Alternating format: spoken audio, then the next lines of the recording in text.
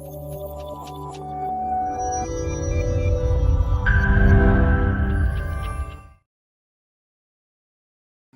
semuanya, kembali lagi dengan channel Belajar Asik STFI Edu.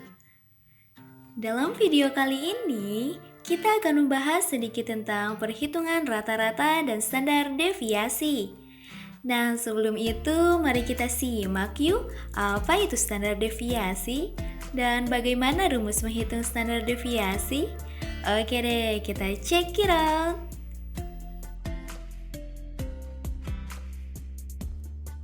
Standar deviasi dapat digunakan di berbagai aplikasi. Standar deviasi adalah nilai statistik yang dimanfaatkan untuk menentukan bagaimana sebaran data dalam sampel, serta seberapa dekat titik data individu terhadap rata-rata nilai sampel atau sering disebut dengan mean.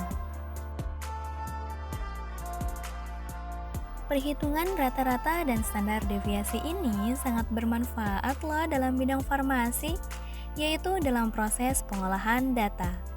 Nah, dalam pengolahan data ini, untuk memperoleh nilai rata-rata dan standar deviasi itu bagaimana sih?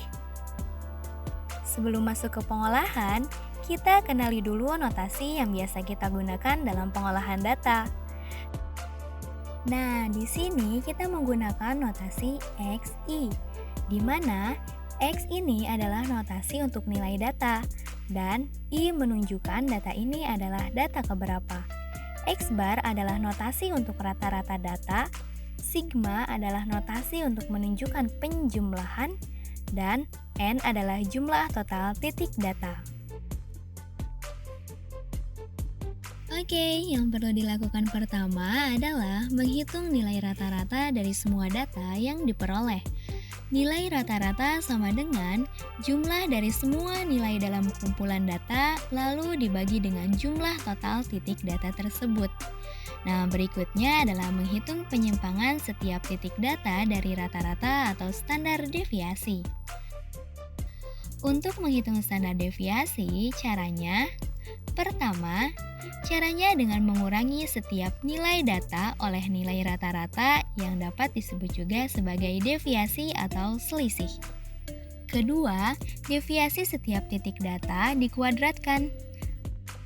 Selanjutnya, setelah dikuadratkan, hasilnya dijumlahkan semua. Kemudian, jumlah kuadrat deviasi dibagi jumlah titik dikurangi 1. Nah, setelah diperoleh hasilnya, kemudian diakar kuadratkan. Oke, itulah rumus nilai rata-rata dan standar deviasi. Lalu, bagaimana mengaplikasikannya dalam bidang farmasi? Oke deh, kita ambil contoh ya, yaitu ada seorang pria. Dia membawa anaknya datang ke apotek, dan dia juga membawa resep racikan. Nah, untuk memastikan resep racikan tersebut dosisnya tepat untuk si anak, maka apoteker perlu mengetahui bobot badannya. Oleh sebab itu, anak tersebut diminta untuk menimbang bobot badannya di alat timbang badan yang ada di apotek. Dari hasil timbang 3 kali, ternyata diperoleh data bobot badan anak tersebut 75 kg, 76 kg, dan 77 kg. Lalu, berapa bobot badan anak yang akan apoteker gunakan untuk menghitung dosis? Nah, melihat kasus di atas, berarti apoteker tersebut harus menghitung rata-rata dari bobot badan anak tersebut ya. Pertama, kita ketahui bahwa hasil 3 kali penimbangan. Alat timbang menunjukkan pengukuran pertama 75 kg, pengukuran kedua 76 kg, dan pengukuran ketiga 77 kg.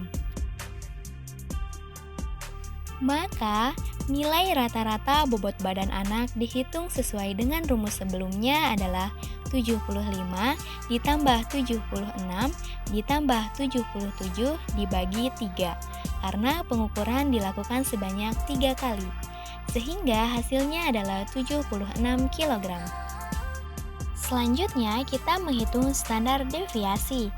Nah, semuanya ada cara nih untuk mempermudah perhitungan standar deviasi, yaitu kita buat dulu tabel seperti ini.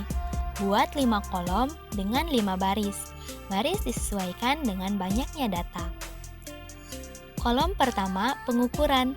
Kolom kedua, data masing-masing. Kolom ketiga, nilai rata-rata. Kolom keempat, deviasi nilai data dan nilai rata-rata. Dan kolom kelima, kuadrat dari deviasi nilai data dan nilai rata-rata. Nah, setelah itu, kita isi jumlah pengukuran di kolom pertama, data bobot badan di kolom kedua, dan nilai rata-rata yang sebelumnya sudah kita hitung di kolom ketiga.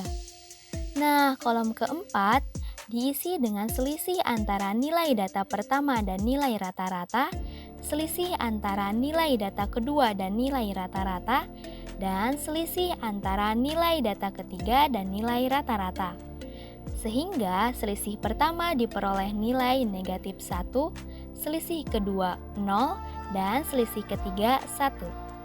Selanjutnya, kita isi kolom kelima dengan kuadrat nilai yang tertera di kolom keempat, yaitu kolom deviasi atau selisih nilai data dan nilai rata-rata. Kuadrat pertama adalah 1, kuadrat kedua 0, dan kuadrat ketiga 1. Kemudian, hasil kuadrat masing-masing ini dijumlahkan di baris paling bawah kolom kelima. Ini adalah sigma dari kuadrat deviasi nilai data dan nilai rata-rata, yaitu bernilai 2. Oke, berikutnya kita masukkan angka-angka ini ke dalam rumus standar deviasi. Dari tabel sebelumnya, kita sudah dapat nilai dari kuadrat deviasi nilai data dan nilai rata-rata ya. Maka kita tinggal masukkan ke dalam rumus. N adalah jumlah titik pengukuran, yaitu bernilai 3. Jadi, 2 dibagi 3 dikurangi 1, dan diakar kuadratkan. Hasilnya adalah akar kuadrat dari 2 dibagi 2, yaitu akar kuadrat 1, yang hasilnya adalah 1. Maka kita peroleh standar deviasi dari perhitungan bobot badan anak tersebut adalah 1. Standar deviasi dari bobot badan anak tersebut adalah 1 kg, sehingga nilai bobot badan anak tersebut adalah 76 kurang lebih 1 kg. Jadi, bobot badan anak yang akan digunakan dalam perhitungan dosis apoteker tersebut adalah 76 kg. Nah, perhitungan ini bisa banget nih kalian pakai untuk menghitung data apapun.